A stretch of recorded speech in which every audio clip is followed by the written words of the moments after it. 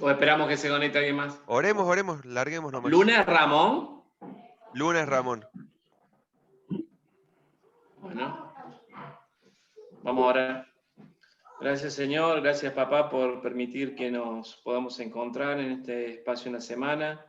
Gracias porque tu palabra siempre va a ser expuesta, Señor, y queremos pedirte que estemos con los corazones predispuestos para que esto no sea en vano, sino que sea para edificación, para avanzar, para crecer, para que podamos ser mejores hombres y sobre todo para que cuando tú nos encuentres podamos estar aprobados, que no tengamos de qué avergonzarnos, poder afianzar y afirmar las relaciones con nuestros hermanos, conocerlos más, poder estar presente en cada una de las cosas que necesiten y sobre todo poder ser de bendición para otras vidas, que podamos alcanzar con lo mucho, lo poco que podamos hacer, Señor, alcanzar a muchas personas, que es lo que tú nos has puesto como mandato aquí en la tierra. Mientras tanto, ayúdanos a crecer, ayúdanos, Señor, a mantener estos espacios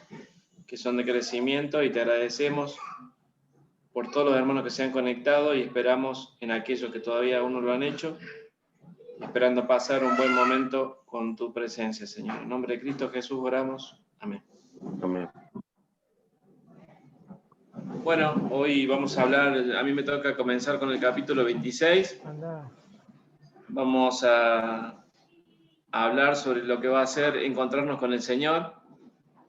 Y vaya que es un momento que ninguno se lo imagina, porque como decía el predicador de ayer, no tenemos ni la menor idea de lo que es el tamaño del Señor Jesús.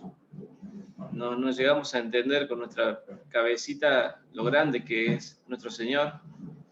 Va a ser un momento que seguramente no lo vamos a poder soportar. Y hablábamos de que el mismo Juan cayó como muerto cuando él lo vio. Así que el encontrarnos con el Señor, que va a ser un momento de rendir cuentas y de recompensas, eso va a ser un momento que no va a ser tanto de risas, como a veces los imaginamos. El otro día, con la muerte de Maradona, llegó un chiste que no sé si fue en el grupo de la iglesia o en otro grupo que yo tenía, que se ve a San Pedro en dibujito que viene el Señor y le pregunta quién entró, y dijo, no sé, entró alguien gambeteándonos, pero no lo vimos. Y era un chiste justamente con la muerte de Maradona, como esos que suelen aparecer en los diarios, en las revistas, y la mayoría de la gente se piensa que el cielo es eso, y que nos va a recibir San Pedro, y que va a ser un portal de oro, y que va a ser todo muy fácil, y la verdad es que estamos lejos de eso. Y como dice el autor del libro, no sé si va a ser un momento de risas. Va a ser un momento donde, cuando se exponga nuestra vida, vamos a tener, yo pienso que tanta vergüenza presentamos ante el Señor, cuando Él diga, ¿qué hiciste con todo lo que yo te di? ¿Qué hiciste con aquel vecino que te lo presenté 1400 veces y no le hablaste nunca de mí? ¿Qué hiciste con aquel vagabundo que estaba tirado? ¿Qué hiciste con el compañero del colegio? Que pasaste un 20% de tu vida con él. Realmente va a ser un momento muy doloroso para nosotros, calculo, porque en esta oportunidad que Él nos dio para tener vida, para estar dentro de este cuerpo, tuvimos un propósito, y yo pienso que estamos perdiendo el tiempo, me incluyo yo en eso. Estamos constantemente bombardeados por miles de cosas que están justamente para entretener. Satanás solamente se conforma con que estemos mirando partidos de fútbol, Netflix. Sabe que cuando estamos ocupados en esas cosas, nada de lo que tenga que ver con Dios vamos a estar haciendo. Por eso, como decíamos, no va a ser un momento de risa. Y vamos a ir a la palabra en 2 Corintios 5, 10 y 11. Si lo tienen por ahí. Segunda de Corintios 5, 10 y 11. Vamos a estar leyendo también algo de Proverbios. Si alguien ya lo tiene, lo puede leer, si no lo leo yo. Porque es necesario que todos nosotros comparezcamos ante el tribunal de Cristo, para que cada uno reciba según lo que haya hecho mientras estaba en el cuerpo, sea bueno o sea malo. Conociendo pues el temor del Señor, persuadimos a los hombres, pero a Dios les es manifiesto lo que somos, y espero que también lo sea a vuestras conciencias. Bien.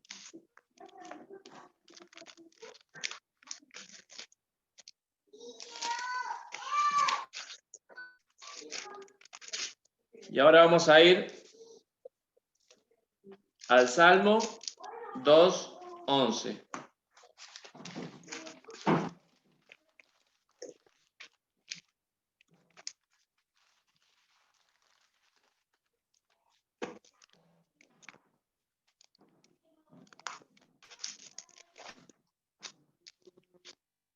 Dice, servid a Jehová con temor y alegraos con temblor.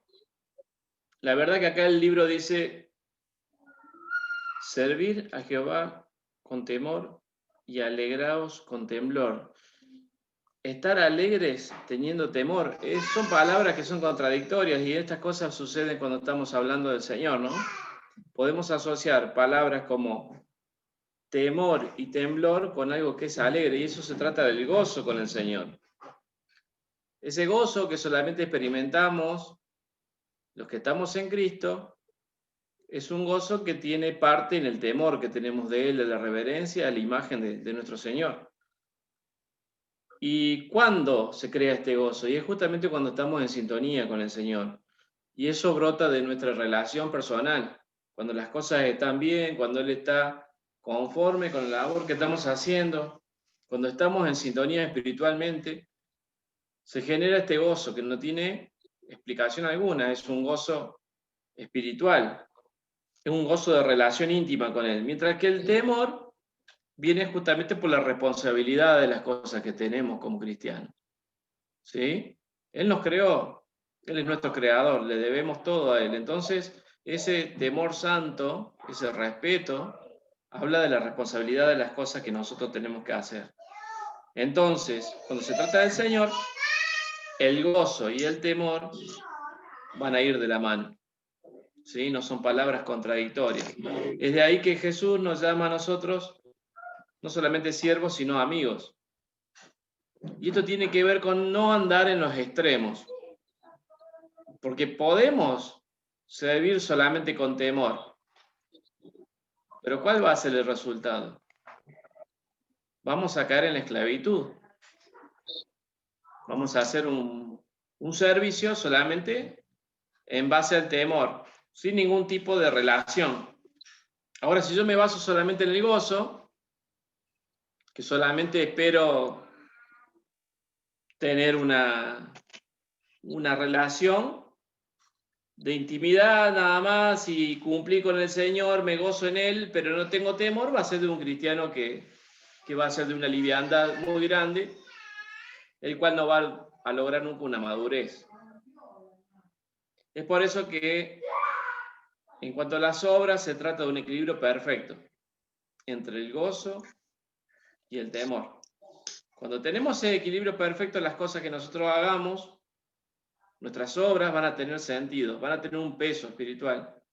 Y ahí sí vamos a empezar a acumular tesoros en los cielos. ¿Sí? Porque el juicio tiene que ver con la calidad de nuestras obras. Entonces, siempre que glorifiquemos al Señor, vamos a estar armando tesoros en los cielos. Cuando se trata de agradar a Dios, nosotros vamos a estar en plena relación con Él, teniendo en cuenta que Él nos conoce íntimamente y nos ama perfectamente.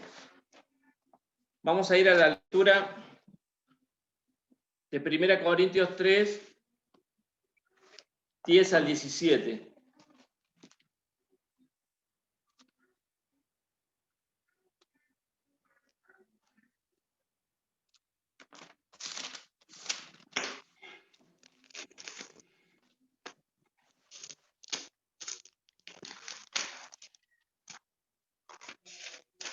Dice, conforme a la gracia que me ha sido dada,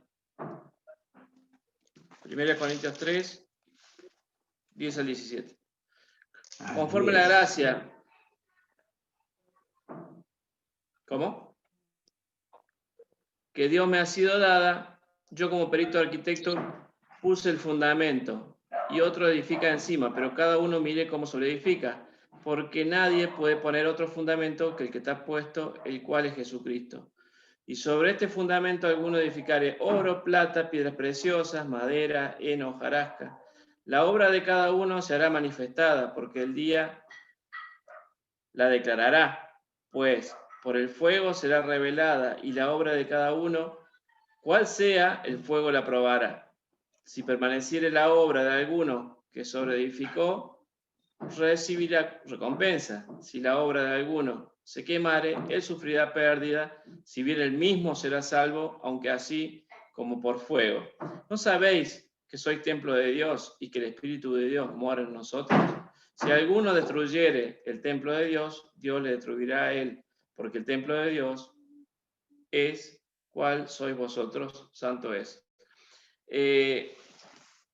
Hablamos de que nuestras obras van a ser probadas por fuego, y cuando lleguemos allá, si nuestras obras no fueron de calidad, van a ser como hojarasca, o sea, van a desaparecer completamente. Y esto de saber cuál es el estar en equilibrio, cuando hablamos del gozo y del temor, tiene que ver con la sabiduría. Por eso vamos a ir a leer Proverbios 2, esta sabiduría que tanto le tenemos que pedir al Señor, porque con ella traemos pleno control de nuestro cuerpo, de nuestras decisiones, el saber actuar en el momento justo, las palabras que debemos decir en cada momento, el saber cómo responder, el saber cómo tratar a nuestros semejantes. Todo tiene que ver con la sabiduría. Vamos a ver Proverbios 2, del 1 al 9. Si alguien lo puede leer. Justamente habla de la excelencia de la sabiduría. Hijo mío, si recibieres mis palabras y mis mandamientos guardares dentro de ti, haciendo estar atento tu oído a la sabiduría, si inclinares tu corazón a la prudencia, si clamares a la inteligencia y a la prudencia dieres tu voz, si como a la plata la buscares y la escudriñares como a tesoros, entonces entenderás el temor de Jehová y hallarás el conocimiento de Dios, porque Jehová da la sabiduría y de su boca viene el conocimiento y la inteligencia. Él provee de sana sabiduría a los rectos, es escudo a los que caminan rectamente, es el que guarda las veredas del juicio y preserva el camino de sus santos. Entonces entenderás justicia, juicio y equidad y todo buen camino. Vaya que importante el pedir sabiduría, ¿no? Para que podamos crecer, para que podamos madurar, para que no nos entrometamos en contiendas, el poder estar siempre atentos a lo que nos presenta Satanás, ¿no? Vamos ahí nomás cerquita al 3, del 13 al 18. No sé si algún otro hermano lo puede leer. Proverbios 3, del 13 al 18. Seguimos hablando de la sabiduría. Está en la página siguiente.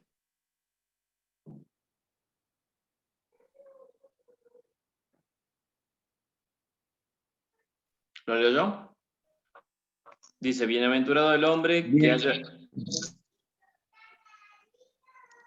Si alguien lo puede leer. Lo leo Sí, si querés. Bienaventurado el hombre que haya la sabiduría y que obtiene la inteligencia, porque su ganancia es mejor que la ganancia de la plata, y sus frutos más que el oro fino. Más preciosa es que las piedras preciosas, y todo lo que puedes desear no se puede comparar con ella, o a ella. Largura de días está en su mano derecha, en su izquierda riquezas y honra. Sus caminos son caminos deleitosos, y todas sus veredas paz. Ella es árbol de vida a los que de ella echan mano, y bienaventurados son los que la retienen. Hermoso. Y para terminar vamos al 8.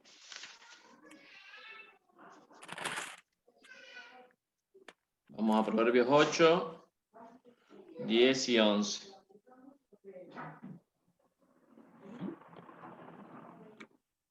Dice, recibid mi enseñanza y no plata y ciencia antes de que el oro escogido, porque mejor es la sabiduría que las piedras preciosas, y todo cuanto se puede desear no es de compararse con ella. Bueno, está claro Amén. que... Amén, amén. Está claro que cuando hay sabiduría, todas las puertas se abren porque estamos empezando a hacer todo lo correcto. Hay que pedirle al Señor, el Señor la va a dar en abundancia, así lo promete. Y sabemos que cuando nosotros actuamos con sabiduría y con temor al Señor, ahí van a empezar a amontonarse nuestros tesoros en los cielos. No se trata de lo que podamos hacer aquí terrenalmente. A veces nosotros, necios como somos, buscamos agua para nuestro molino solamente, poder perder nuestro tiempo en acumular cosas, en por ahí generar bienestar, que no está mal, pero el Señor ya nos da el sustento. Como hablábamos ayer en 1 y 2 Timoteo, Pablo le dice, ya tienen abrigo, ya tienen sustento, nada necesitamos más que eso. El Señor ya proveyó. Y seguramente que para la tarea que estamos encomendados ya están dadas las cosas. Y no necesitamos más que hacerlas. Él nos va a preguntar el día que estemos frente a Él qué hicimos y seguramente vamos a estar muy avergonzados por eso. La verdad que es para preocuparnos. Después, la parte termina hablando el capítulo de que siempre que nosotros como siervos emprendamos una tarea, se van a presentar muchísimas dificultades. Críticas de parte de la misma familia, de parte de conocidos, que por qué estás haciendo eso, que quién te va a pagar eso, que el tiempo que perdés. Seguramente vamos a tener dificultades a veces con la familia o con los más cercanos, también con los hermanos. Y cuando nosotros empezamos a tener una cierta noción de la palabra y empezamos a aconsejar a los hermanos, ya nos creemos que somos el pastor ejemplar y también somos de hacer juicios. Y eso Pablo lo advierte mucho, que no tengamos juicios apresuradamente antes, sino que esperemos a la llegada de lo celestial para que entendamos realmente y se manifiesten los deseos del corazón y que también Dios nos manifieste todo lo que ocurría en las tinieblas. Estamos rodeados de tanto espiritual que no lo vemos y ahí están parte de las cosas que no entendemos. Por eso Pablo, por supuesto que nos aconseja a no ser prejuiciosos, sino continuar con nuestra tarea y dejar todo en manos de Dios. De eso se trata también la sabiduría, porque seguramente que vamos a tener contiendas, vamos a tener disensiones con los hermanos, seguramente se van a presentar dificultades grandes, enojos, quizás tiempo sin hablarnos con gente, con parte de la iglesia. Pero si hay algo que sea alentador, es que Dios nos conoce de punta a punta, Dios sabe lo que sentimos, Dios sabe con lo que contamos, y el callar es de sabio. Así que cuando hablamos de un ministerio o un servicio, siempre hay que tratar de alentar al hermano que está encaminado en alguna tarea, porque las críticas, los falsos acusadores van a sobrar. Grandes personajes de estos tiempos que han escrito libros han sido criticados, les han sacado falsos testimonios, les han sacado artículos en los diarios, cantidades de cosas difamatorias, y sin embargo ellos supieron llevarlas adelante diciendo voy a seguir sirviendo.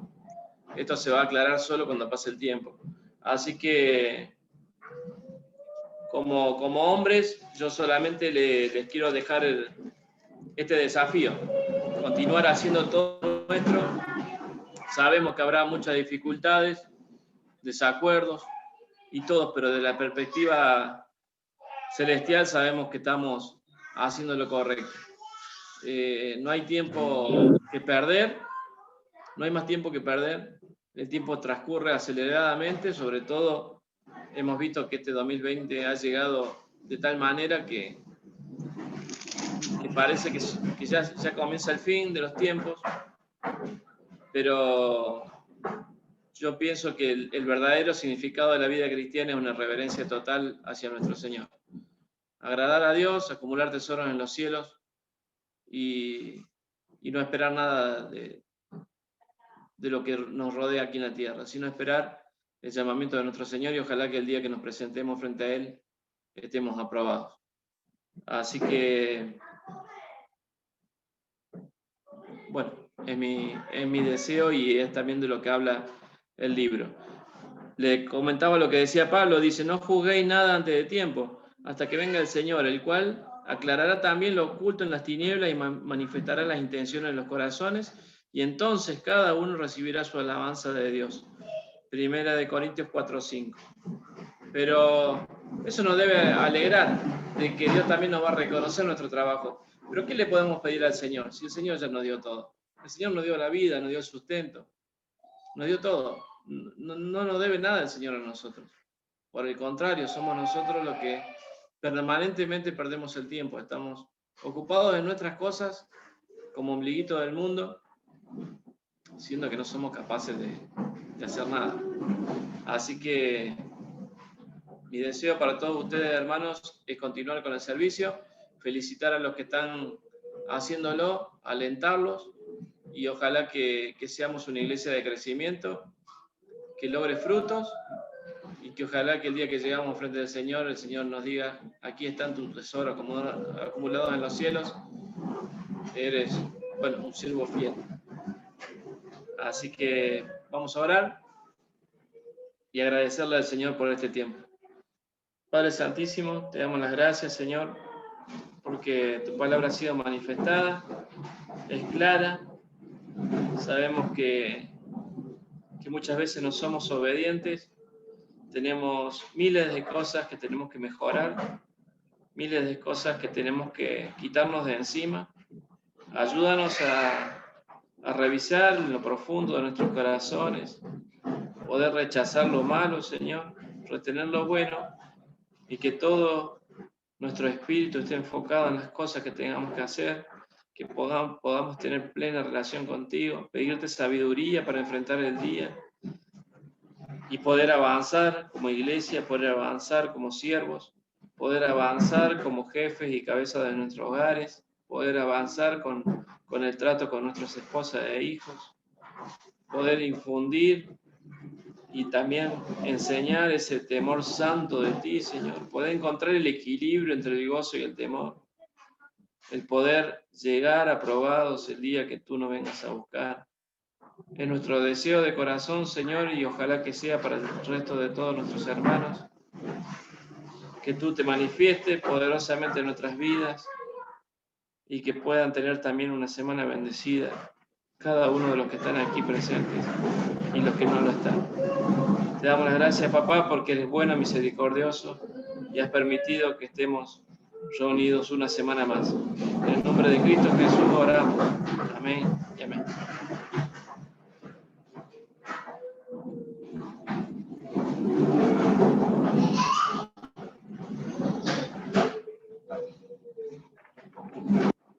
Bueno, siguiendo con el tema, gracias Fer, realmente muy alentador todo lo que hablaste. El tema que me toca a mí es la palabra como eje central de el ministerio de cada uno. Y yo lo tomé no solamente a la palabra como eje central del ministerio, sino de la iglesia y de cada uno como hombre, como padre, como esposo, como persona, como vecino. Como dijo Fernando, tuve a mi vecino, me lo presentaste 2000 veces y nunca le hablé de Dios, sino que también a la palabra del Señor como eje central de mi vida, más allá del ministerio. Voy a repartir un poco de versículos para hacerlo más dinámico, porque tengo casi 11 versículos para citar. Se los voy a dar así como viene, como tengo en la pantalla cada uno de ustedes. Andrés, vos podés agarrar 2 de Timoteo 3:16. Al Fer le doy Romanos 12:2. Al Chelo, Salmo de capítulo 1, del versículo 1 al 3. A Jorge le doy Efesios 5, 26 y 27. Discúlpame, A repetime Ever el le mío. doy 11:2, Romanos. Perdón, Sergio. Romanos 12:2. 12:2. Bien. ¿Dónde estaba? Efesios 5, 26 y 27 a Jorge. A Ever, Salmo 119, 105. Al Lucho le doy Romanos 10, 17. A Héctor le doy Génesis 3:1. A Muniro le doy Lucas 1:37. Y a Ramón le doy Lucas... Sí. 1:37, perdón, se me corta. ¿Lucas 1:37? Sí. Lucas 1:37 para Muniro. Ramón no tiene micrófono, Sergio. Ah, listo. Bueno, yo leo entonces Lucas 5:5. Bueno, el autor habla de que el eje central de cada ministerio, independientemente del ministerio que tengamos cada uno de nosotros, es la palabra de Dios, ¿verdad? El comienzo del libro habla de que, ni siquiera lo quiero leer esa parte porque habla de que una academia internacional habla de que la Biblia es una historia de fábulas que no coinciden, de historias mentirosas, y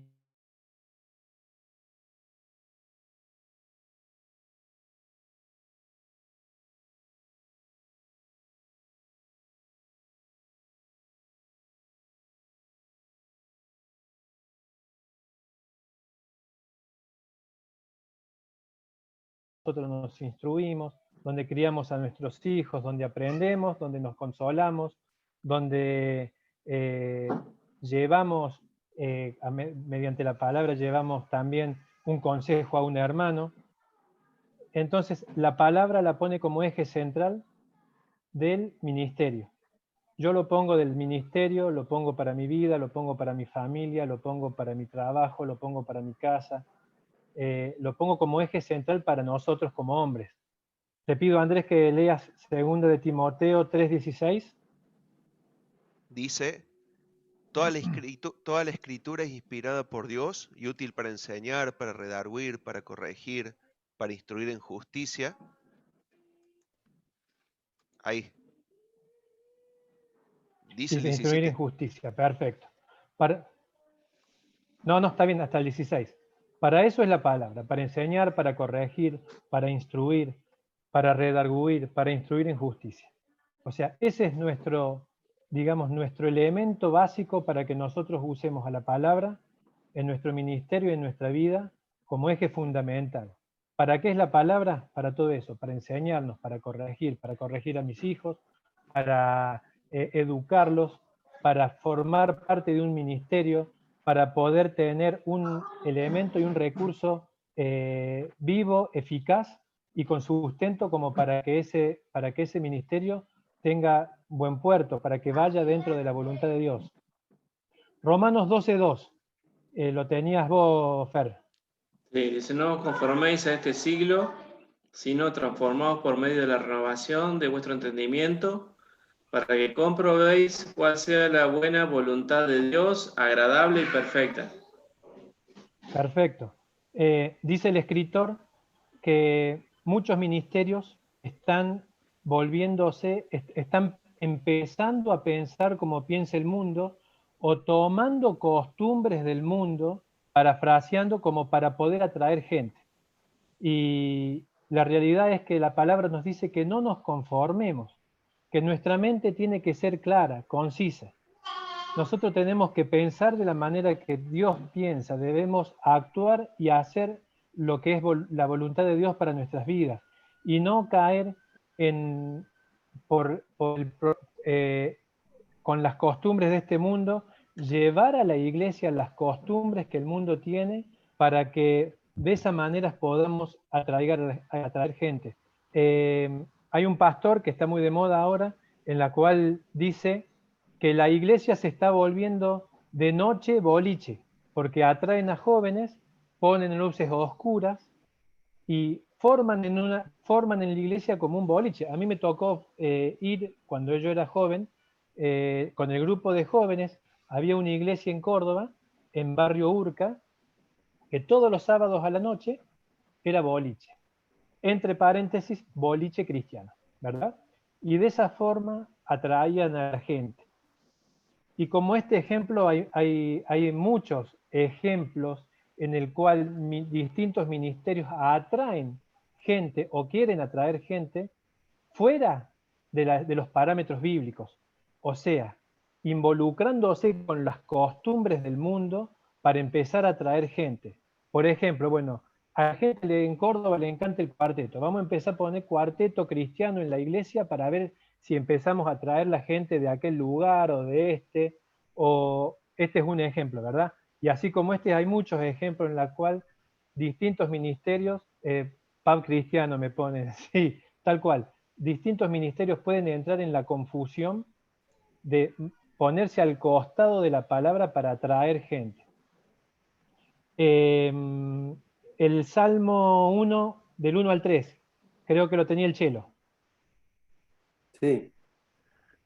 Bienaventurado el varón que no anduvo en consejo de malos, ni estuvo en camino de pecadores, ni en silla de escarnecedores se ha sentado, sino que en la ley de Jehová está su delicia, y en su ley medita de día y de noche. Será como árbol plantado junto a la corriente de las aguas, que da su fruto en su tiempo, y su hoja no cae, y todo lo que hace prosperará. Amén. Y todo lo que hace prosperará. Pero no nos mezclamos con las costumbres de este mundo. Nos diferenciamos a este mundo.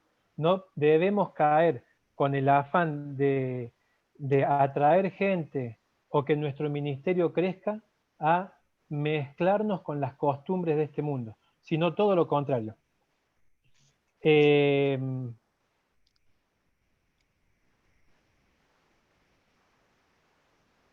Efesios 5, 26 y 27, creo que lo tenía Jorge. Sí, correcto. Dice, para santificarla, habiéndola purificado en el lavamiento del agua por la palabra, a fin de presentarla a sí misma una iglesia gloriosa que no tuviese mancha, ni arruga, ni cosa semejante, sino que fuese santa y sin mancha. Amén. O sea, al Señor que nosotros podamos gozar de esta condición, le costó dolor de muerte, le costó su sangre, que cada uno de nosotros como pecadores podamos gozar de esta condición, de la condición de santos, ¿verdad? Con todos nuestros problemas, con todas nuestras dificultades y con nuestras limitaciones, podemos decirnos que somos hijos de Dios, por ende somos hijos santos. La palabra dice sin arrugas, sin manchas, o sea, limpia, algo perfecto, ¿verdad? Algo que se diferencia de lo imperfecto. En el ministerio, como ya hemos venido viendo durante estos lunes, hemos visto de la vanagloria en los ministerios, el yo, el hacer las cosas por uno mismo, no como Dios las quiere, sino hacerlo de acuerdo a su propia voluntad. Yo creo que poniéndonos dentro de la voluntad de Dios, haciendo todas las cosas conforme a su palabra, conforme a lo que estamos leyendo, conforme a lo que aprendimos, lo que venimos aprendiendo.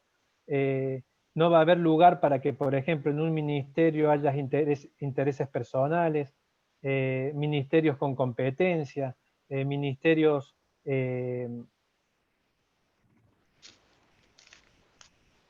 egoístas, con distintos tipos de competencias dentro de un ministerio, sino que con la paz del Señor, con el amor, con todos los recursos que el Señor nos da, como para que un ministerio vaya para adelante dentro de los parámetros que la palabra nos indica. El Salmo 119, 5. Creo que lo tenía Ever. 5 o 105. 119, versículo 105. Ahí. Sí, 105. Lámpara es a mis pies tu palabra y lumbrera a mi camino. Amén. Acá le voy a contar una anécdota de que cuando yo estaba de novio con mi señora, mi suegro siempre sirvió en la iglesia. Y mi suegro me daba el ejemplo de lo que era la palabra, ¿verdad? Y él me decía, entra a una casa toda terminada, amueblada, con todas las cosas que tiene un hogar, pero entra con la luz apagada, me decía. Y fíjate dónde te sentás, fíjate si podés ir a la cocina y podés escoger un vaso, un cuchillo, una taza, si podés ir a la heladera. Eso vendrían a ser las tinieblas.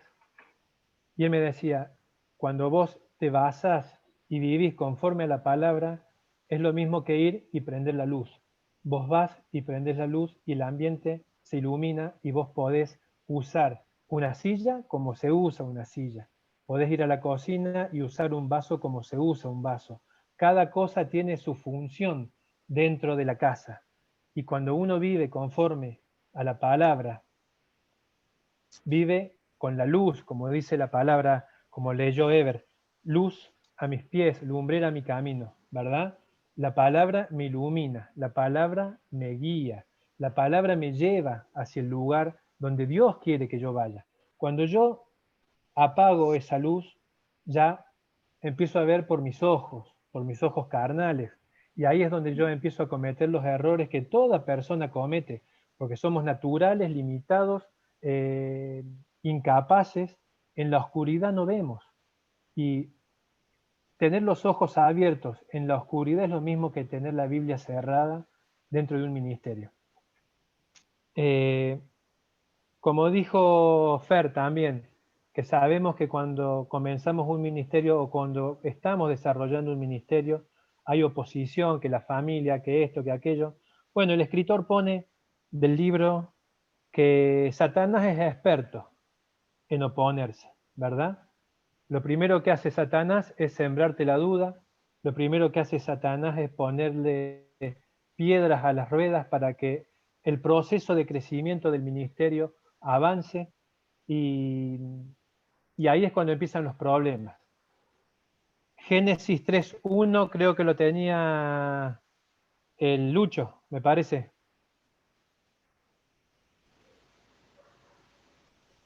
Yo tenía Romanos 10.2 de 17, pero lo busco, no hay problema. ¿Quién?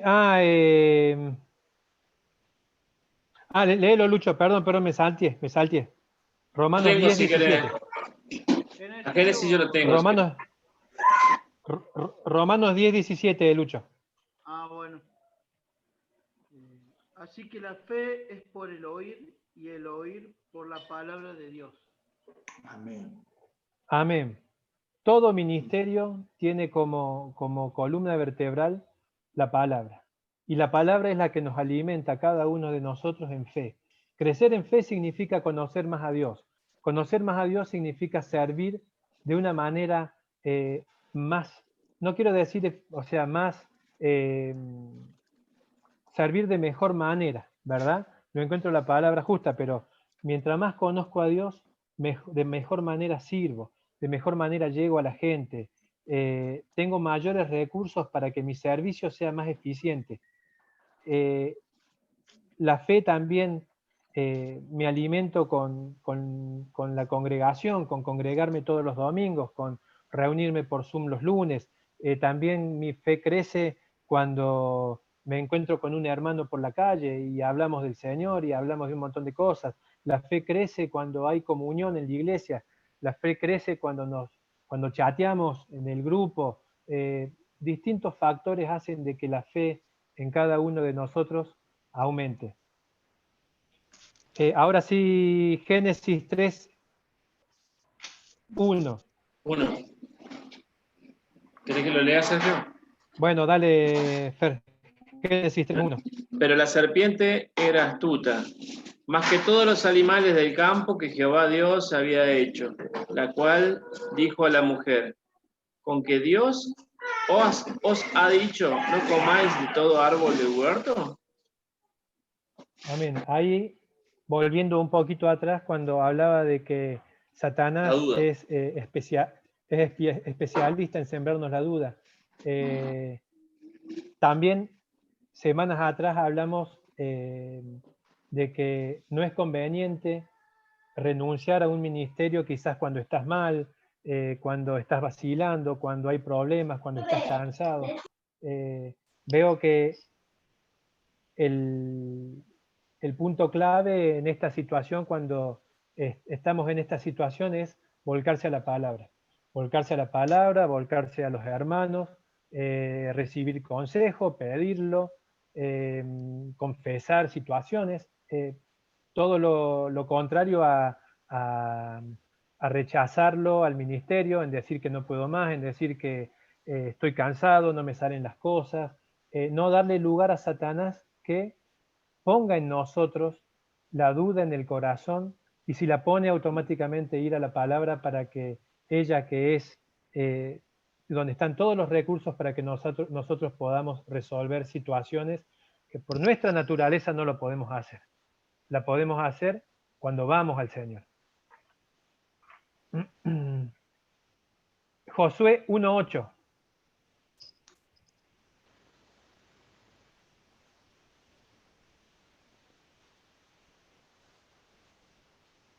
Ahí está avisando que Araceli está descompuesta.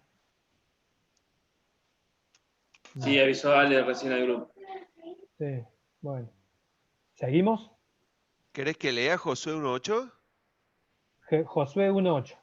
Nunca se apartará de tu boca este libro de la ley, sino que de día y de noche meditarás en él, para que guardes y hagas conforme a todo lo que en él está escrito, porque entonces harás prosperar tu camino y todo te saldrá bien. Y todo te saldrá bien. Que nunca se aparte de nuestra boca el libro de la ley.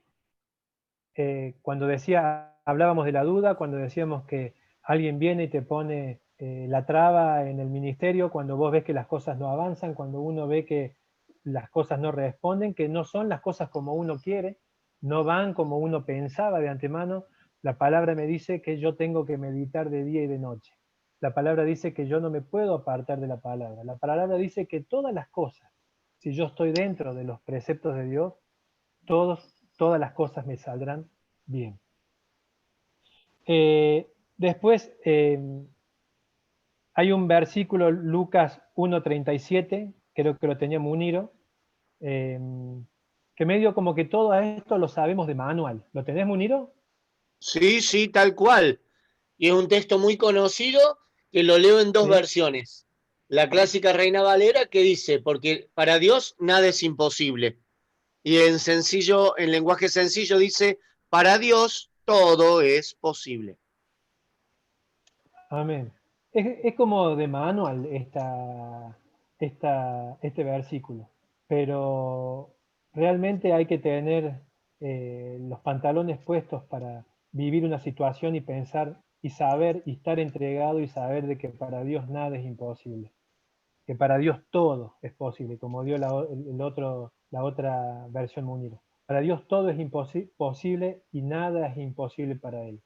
No tener esta palabra como una frase hecha, sino como algo real, algo que el Señor es para nosotros una promesa, siempre y cuando se la confiemos a Él, siempre y cuando hagamos su voluntad, siempre y cuando nos movamos como Él quiere que lo hagamos.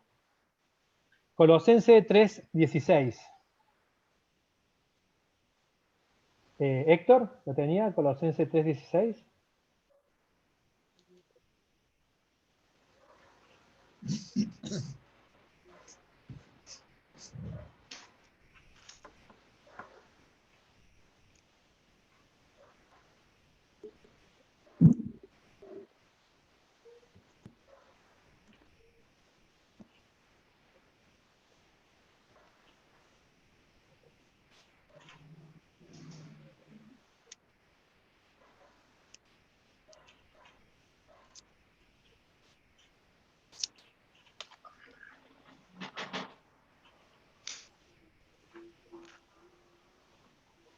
¿Está?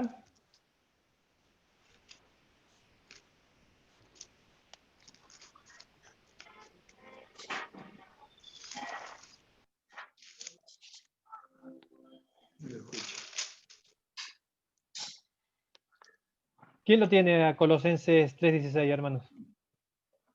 La palabra de Cristo mora en abundancia en vosotros, enseñándoos y exhortándoos unos a otros en toda sabiduría, cantando con gracia en vuestros corazones al Señor, con salmos e himnos y cánticos espirituales.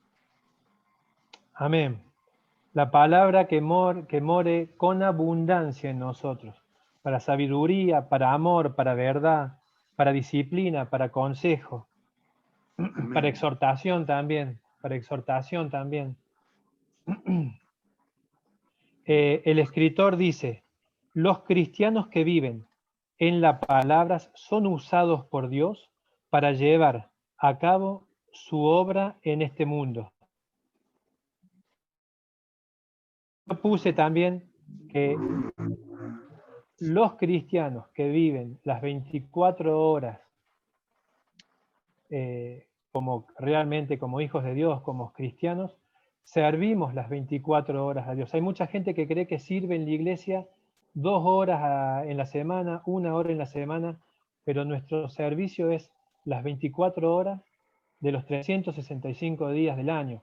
Y desde que soy papá y ahora mi hijo mayor está llegando a la adolescencia, veo con más necesidad, esa necesidad de darle un ejemplo a él de lo que es ser un buen padre, un padre creyente, cristiano, quizás no con tantos ejemplos bíblicos en la boca, porque no tengo muchos recursos en mi boca, pero intentar darles los mayores recursos con el ejemplo para él, que él vea cómo se trata a una mujer, que él vea las obligaciones como hombre, que él vea las obligaciones como ciudadano, que él vea las responsabilidades, ¿verdad? Que él vea las consecuencias de no haber sido responsable en mi adolescencia y en mi juventud, que él vea las decisiones bien tomadas y las decisiones mal tomadas.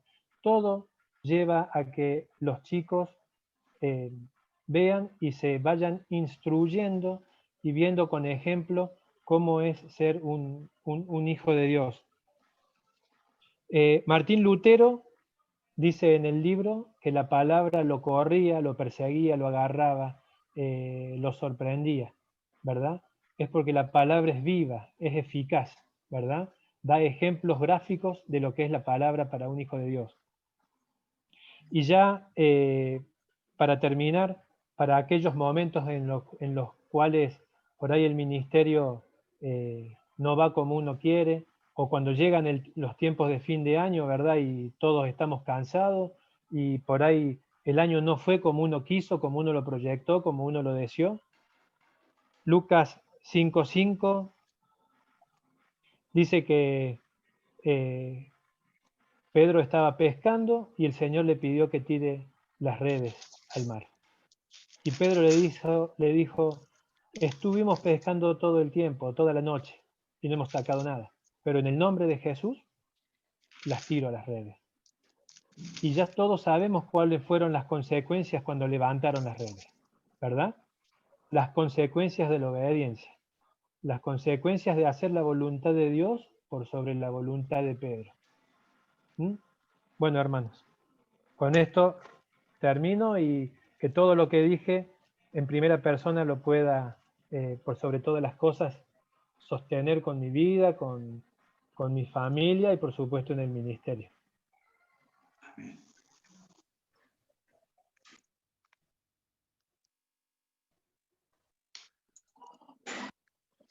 Gracias, Fer, y gracias, Sergio. Excelentes temas, excelentes exposiciones. Creo que ya nos queda para seguir masticando a lo largo de toda la semana. Así que no sé qué les quedó a los demás, que quieran aportar algo, opinar.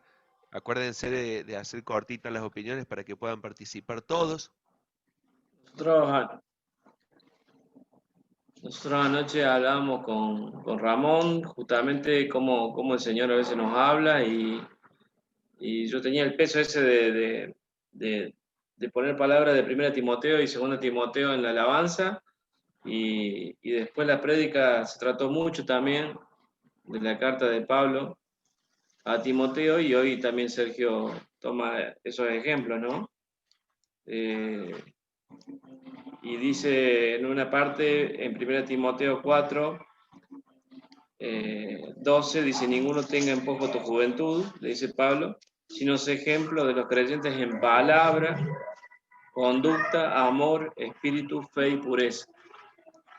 Como el Señor insiste a veces en una porción de la palabra, en una misma semana o en un mismo momento. Y en 2 días releímos estos pasajes frecuentemente, ¿no? Y justamente a Timoteo le escribe Pablo que en otras palabras le dice, ¿no? Arremangate, ponete a laburar, sin mirar alrededor, no te preocupes lo que digan, no te preocupes cómo te dé, lo importante es el tema este, ¿no? De guardar la palabra y Y se ser lamenta ejemplo. de los que perdió, que también un día lo comentó Marcelo. Se Sí, lamentaba de los que se quedaron en el camino. tal cual. Quería comentarles algo en relación de lo que comentó Fernando, porque él habló del temor y del temblor, y bueno, hay un versículo que también habla en relación de la salvación, que debemos cuidar nuestra salvación con temor y temblor, ¿no?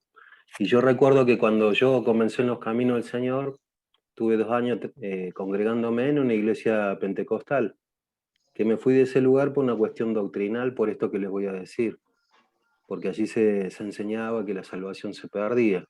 Entonces, yo todo el tiempo estaba, hoy pequé, hoy tuve este pensamiento, y ahora, ¿qué hago? ¿No? Y bueno, cuando uno descubre la verdad doctrinal y va entendiendo lo que es la salvación, que no depende de nosotros, todo eso lo sabemos, y cuando él hablaba de esto, yo me acordaba de eso y dice, qué bueno sería tener este sentido de manera positiva del hecho de pensar en todo el tiempo que Dios nos está mirando, que Dios está cuando vas al baño, cuando estás hablando con alguien, cuando estás en cualquier lado. Dios está en en todo lugar con nosotros. Y a veces nos relajamos en ese sentido de pensar que, bueno, como decía el hermano, creo que ayer también decía, yo puedo estar acá y hacemos como que Dios no está, ¿me entendés? Creo que perdemos un poco ese sentido del temor y del temblor, que habla de reverencia, de dependencia, habla de una vida rendida totalmente a Él. De Y yo sumisión. me acordaba de esto, ¿no? De que cuando yo estaba en esa instancia, en esa iglesia, estaba siempre pensando esto, de, hoy hice esto, y le pedía perdón a Dios, y a veces perdemos esa dinámica, por decirlo así, con el Señor, por el hecho de que, bueno, ahora estamos por gracia, cuando sobreabundado el pecado, sobreabundó la gracia, y de alguna manera nos relajamos, ¿no? Y el otro punto que habló Fernando, el hecho, a mí me ha tocado muy de cerca esto, porque me ha pasado y me seguirá pasando tal vez, me quedé pensando cómo nosotros recibimos las críticas que nos hacen los demás. Y quiero Y justamente hoy estábamos hablando con mi señora y me mandó un artículo que está escribiendo ella en la revista, que está ella editando en la revista de las joyas escogidas, y me llegó muy de cerca porque tenía que ver con esto que dice que cuando David salía porque Absalón venía a hacerlo de goma a David salió corriendo con toda su gente, descalzo, y dice, y llorando todo el camino. Y dice que hubo un hombre que se llamaba Simei, que si ustedes se recuerdan ahí, 2 Samuel 16, después léanlo, dice que lo insultaba, le tiraba piedras. Y acá este artículo habla de los tres no que debo hacer en tiempo de oposición. Y era no discutir, no desanimarte y no detenerse. Y si ustedes se ponen a ver, David hizo el mismo recorrido que hizo el Señor Jesús. Dice que cruzó el Cedrón y subió hasta el Monte de los Olivos. Y esto me hace pensar en que de la misma manera que se opusieron a Jesús, lo criticaron, hablaron mal de él, de la misma manera muchas veces nosotros vamos a estar pasando por ese camino, ¿no? Y va a causar dolor, tristeza, porque muchas veces te van a decir cosas que te duelen y que son injustas. Y me quedó esto de cómo nosotros recibimos la crítica, ¿no? Y David dice, bueno, si Dios lo mandó, porque había uno de sus hombres que le quería cortar la cabeza. No, déjalo, le dice. Si Dios lo mandó, que diga lo que tenga que decir. Como diciendo, si Dios permitió esto, yo lo recibo, ¿no? Y a veces nosotros no tenemos esa actitud de recibir las críticas de una manera como diciendo, che, me tengo que examinar en esto. Me parece que, yo digo, hablo personalmente, ¿no? No habré sido arrogante, orgulloso, me parece que me faltó humildad en esto, me parece que la persona que me está criticando en parte tiene razón.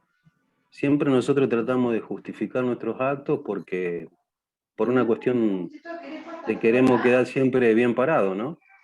Y creo que me ayudó a pensar esto que le pasó a David. ¿Qué haces vos cuando te tiran piedras? ¿Reaccionás de la misma manera? ¿Le respondés?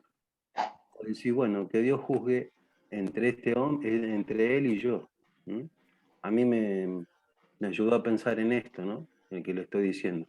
Y con respecto a lo que decía Fernando de la palabra, perdón, Sergio, yo me he dado cuenta que cuando más he sufrido situaciones por cuenta mía es porque me he alejado de la palabra.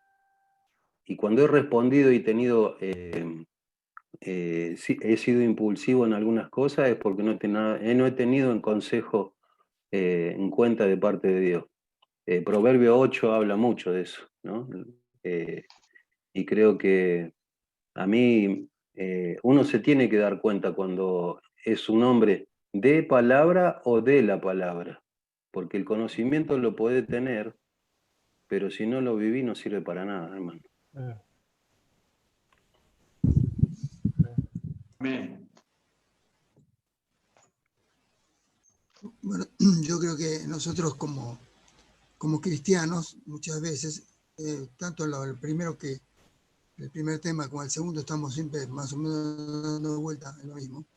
Debemos tener ojos, boca y oídos, pensando siempre que lo estamos haciendo desde el punto de vista que somos cristianos. Y muchas veces no, lo hablamos o lo escuchamos o lo vemos desde el punto de vista personal. Entonces ahí es donde se cambia la óptica. Entonces ahí es donde realmente dejamos de ser todo lo que Cristo quiere que seamos para pasar un poco el yo y nos maneja. Una de las cosas que es difícil de manejar muchas veces, ¿no? Pero cuando uno escucha, tiene que escuchar pensando que es como el Señor que nos está escuchando y debemos ser piadosos. Lo mismo que cuando hablamos o cuando vemos. Pero es difícil. Yo ahora les voy a poner algo para que después lo lean, que habla de el otro y yo, ¿no? Y yo lo tengo hace rato y siempre he pensado lo mismo.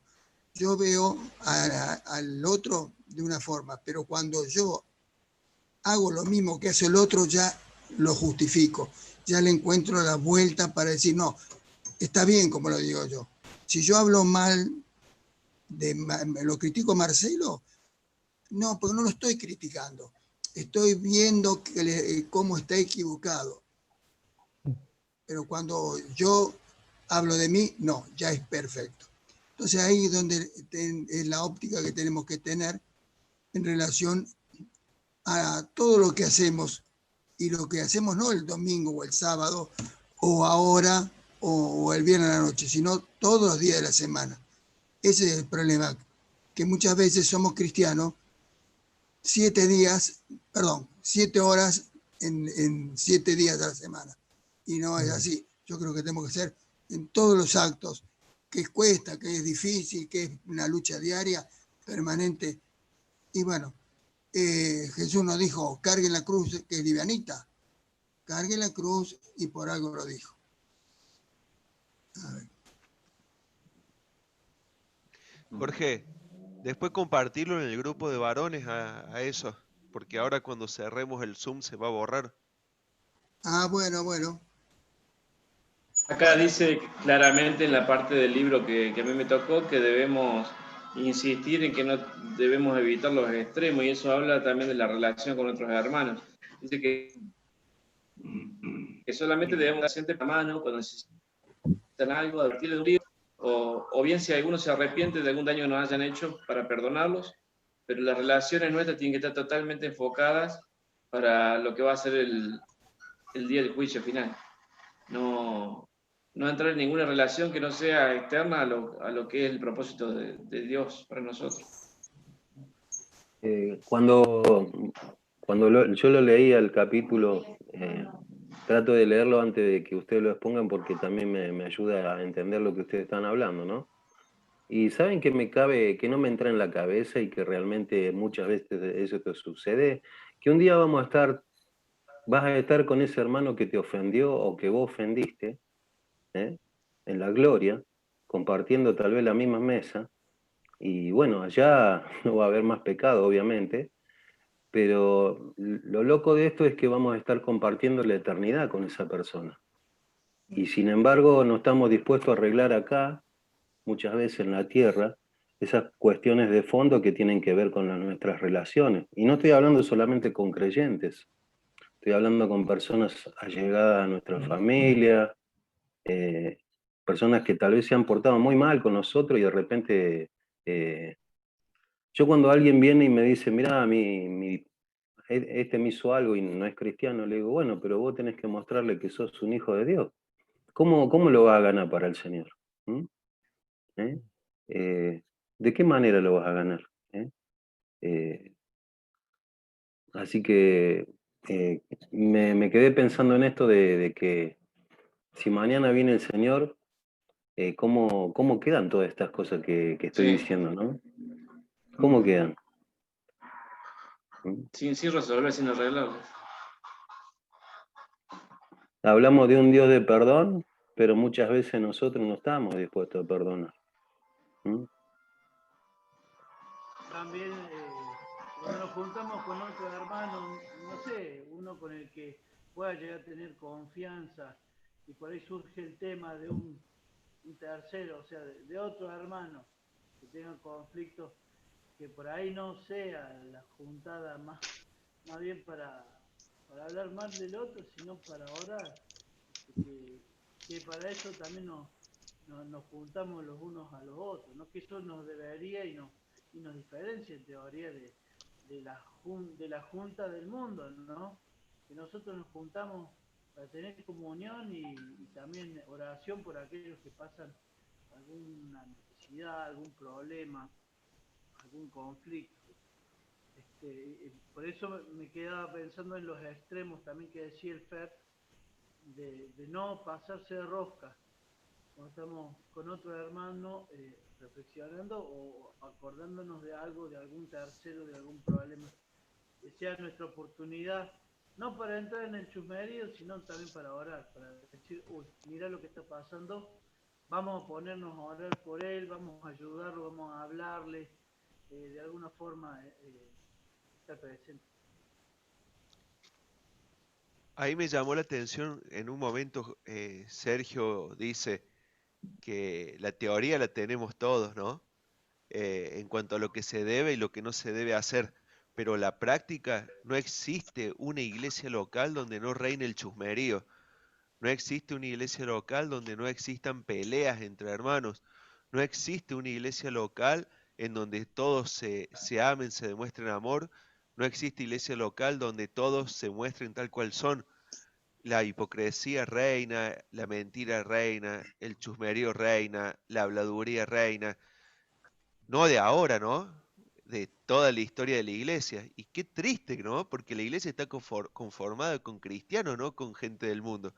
Y sin embargo, uno por ahí escucha gente del mundo que no se sacan los ojos entre ellos como lo hacen los cristianos, que no se dan la espalda como lo hacemos los cristianos, que no se critican tan rudamente como lo hacemos los cristianos, y que no andan disfrazados.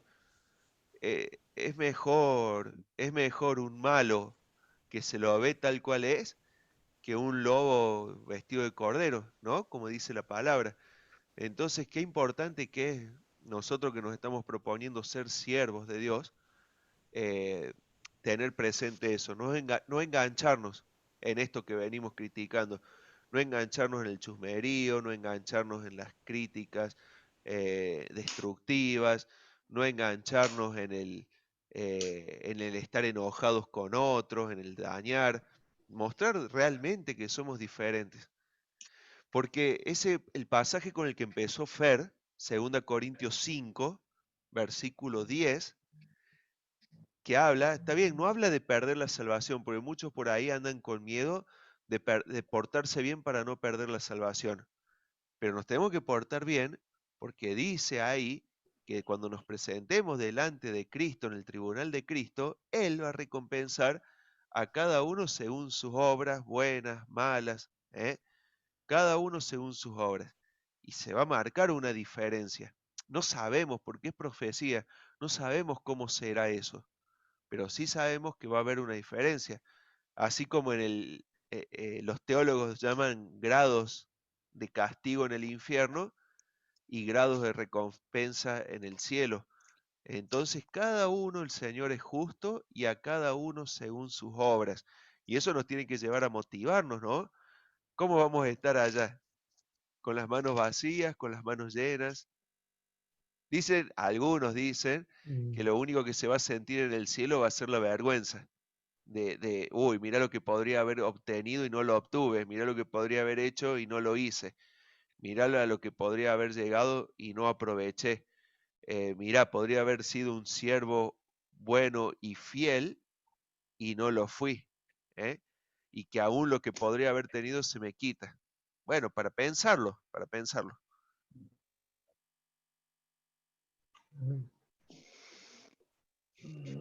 ¿Saben qué me inquieta a mí?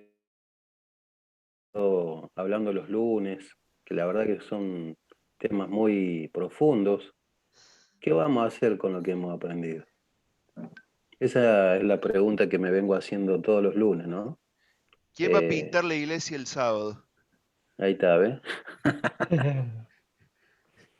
Porque acá está fantástico, ¿viste? El Zoom, las exposiciones, los versículos que hemos leído. Pero después... Y bueno, vamos a ver. Bueno, yo creo que con respecto un poco a lo que ofrecemos, hoy en día las iglesias están ofreciendo primero un evangelio muy, muy light. No se habla del pecado, no se habla del arrepentimiento, no, todo es facilismo. Se presenta una iglesia donde todo se prospera, donde todo es sanidad, donde todos son milagros, todo lo fácil y no lo difícil. Y la obra del Señor fue difícil, no fue fácil. Entonces, el problema está en lo que estamos a veces, no digo por nosotros, pero sino en línea general, qué es lo que se está ofreciendo, qué es lo que está ofreciendo la iglesia cristiana. Muchos bailes, ahora toman un poco la costumbre del pueblo de Israel, eso, de las danzas, y yo creo que una persona que está escuchando un mensaje o una letra que están cantando, que hay que estar pensando en lo que se canta, si hay personas que están haciendo un entretenimiento, me parece que pierde la hilación de lo que se está haciendo. Es lo mismo que si yo estoy escuchando una predicación y me pongo a jugar a las cartas. Pierdo la hilación de lo que está diciendo y no me concentro. Entonces tenemos que volver, aunque a mal, muchas veces a la gente no le gusta, porque dice que son muy estructurados, muy antiguos, como si la palabra de Dios tuviera tiempo, ¿no? Fue antes, ahora ya no sirve porque es antigua. Y bueno, preferible estar en discordia por la verdad y no falseando por la mentira. Vos sabés, Jorge, que por ahí muchos me miran raro cuando digo esto, pero veo, muchas veces prefiero, y pónganlo entre comillas, mundo y cristiano, ¿no? Pero muchas veces prefiero música del mundo que música cristiana, que son letras más santas, más profundas, ritmos mejores preparados de gente del mundo que de muchos grupos cristianos. Y por ahí prefiero discursos del mundo que discursos dados desde púlpitos cristianos, porque de cristiano no tiene nada esos discursos. Entonces es verdad lo que comentás por ahí de... Sí, comparto tu idea, comparto tu idea porque lo escucho y bueno, tengo serias discusiones a veces con respecto a música cristiana que si uno las analiza, no tienen nada de cristiano. Y aparte, en algunos son hasta antibíblicos. ¿Sí? No existe música cristiana, porque ninguna canción aceptó al Señor Jesús en su corazón. Bueno, sí existe música tocada por cristianos. Te voy a contar una anécdota que me pasó a mí. Una vuelta tuve una discusión con una persona con respecto a que me decía que ella sabía lo que era música cristiana. Y le digo, no, eso no existe. Sí, porque yo soy lo peor que a veces para nosotros. No el yo soy del Señor. Y le digo, mira, vos podrás saber los ritmos, chacarera, tango, baile, vals, lo que sea. Pero si es cristiana o no, no lo puedes saber. La letra, que es el alimento de la canción. Yo siempre digo que la música es el condimento y el alimento es la letra. Si la letra es cristiana, te va a alimentar. Si no, por más música que vos digas que es cristiana, no alimenta. Y Eber debe tener más o menos el pensamiento mío porque estamos pateando dentro de la misma década. Mismo tiempo. Por ahí andamos. Y bueno, tocayos somos. Los García se hemos unido. Con respecto a lo que decía Andrés, una vez me pasó ir a una iglesia a tocar con 3 personas más y el que iba conmigo no tenía bajo, tocaba el bajo y no toqué. Y fuimos a una iglesia que tenía todo, sonido, instrumentos. Y le pedimos el bajo al bajista de la iglesia y no se lo quería prestar al bajista que tocaba con nosotros. Y le digo, ¿cómo es esto? Le digo, porque yo, mira, vengo del mundo, yo iba a una peña, hermano, y me prestaban la guitarra que ni siquiera sé de quién era para tocar, le digo. Y vos que sos cristiano, y este también, no le prestás el bajo para alabar al mismo Dios en el cual nosotros hemos creído y hemos sido salvos, le digo. La verdad que no lo entiendo eso, le digo, ¿me lo podés explicar vos? Y viene el pastor y me dice, no, pará, dice que este hermano es medio especial, qué sé yo, porque tiene esa reacción. Y le digo, sí, todo lo que vos quieras, pero está mal esto, le digo. Ni en el mundo hacen eso, hermano, le digo yo. Bueno, pero dicen que para un guitarrista la guitarra es como la esposa, que no se presta, eso dicen. Supongo que el bajista también. No, pero creo que en el ámbito de cristiano, yo entiendo que lo que tengo no es mío, me lo dio el Señor y de hecho lo tengo que compartir. Tal cual. Pero eso me pasó en una iglesia cuando fui a tocar. Y es triste eso, porque ni en el mundo me pasó eso. Les cuento una anécdota que me pasó. Nos invitan a una iglesia porque era el aniversario, de esto hace unos cuantos años. Vamos un grupito, mi señora, un chico que es un hijo, él me adoptó a mí, los hijos de ellos, éramos un grupito. Nos sentamos en un lugar, había bastante gente, Y de golpe empezó el predicador, empezó a hacer una serie de cosas más raras. Se agachaba y hablaba, cambiaba de voz, entraba. Bueno, nos levantamos, se fue y nos fuimos. Mi señora, ella dijo, yo me quedé porque, pobre, nos miraba a nosotros, porque nos había invitado un chico joven. Y quedó un hueco vacío porque nos levantamos. Yo me fui y le digo, nada, yo a quedarme a escuchar esto, no. Y pasa muchas veces. Y bueno, no sé si habré quedado mal o bien, pero tampoco me puedo quedar a escuchar algo que no tiene nada que ver con... Y no pasa por ser educado, no. Yo he visto cada barbaridad, hermano, la verdad, que para escribir un libro tengo. Una vuelta fuimos a un recital con Leti a ver a Lili